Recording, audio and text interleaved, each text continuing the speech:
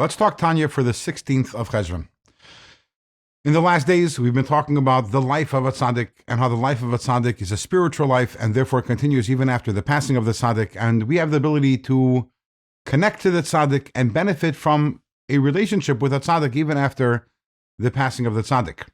Now, everything we've talked about up until this point is actually quite tangible. Not tangible in the physical sense that we can touch it with our fingers, but it's actually possible to connect to the tzaddik through feeling a love for the tzaddik, for studying the teachings of the tzaddik, and experiencing a tangible relationship with this holy person after he or she has passed on.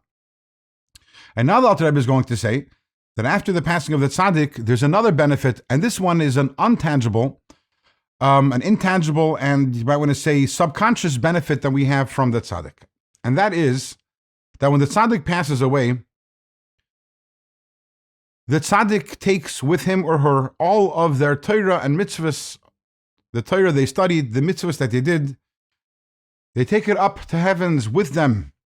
And when they do so, and Alter Rebbe uses Kabbalistic terminology to describe this, but in very simple words, the Torah and mitzvahs are brought up to their source, and they're, so to say, they're planted in the world of Atzilus, which is the world of godliness.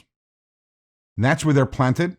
And then there's a harvest. And what is that harvest? That harvest is some very high energy, some very high lights that make their way down. And they make their way down all the way over here to this world. And they impact, who do they impact? In the words of the Alter Rebbe, those people who became Oivdei Hashem, those people who have become servants of God through the Torah and the Avodah of the tzaddik, through the teachings and the service of the tzaddik. So those people who are impacted by the tzaddik and they became servants of Hashem because of that, they're the beneficiaries of these lights, but it has a subconscious effect on them, and that causes them, in the words of the Alter Rebbe, to have hirhuri tshuva, thoughts of tshuva, and also inspires them to do good deeds.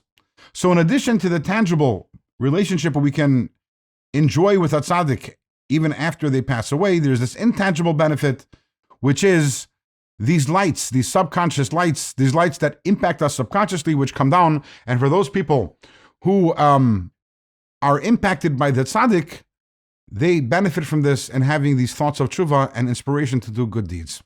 The bottom line of all of this is that we see that the fact that a tzaddik passes away, it's not the ending of the story, it's the beginning of the story. It's the beginning of an even stronger relationship, a greater relationship, and so many different benefits which the follower, the disciple, the student can still benefit from the neshama of the tzaddik. With this, we've concluded this letter. Tomorrow we start another letter, also a condolence letter of the Alter Rebbe.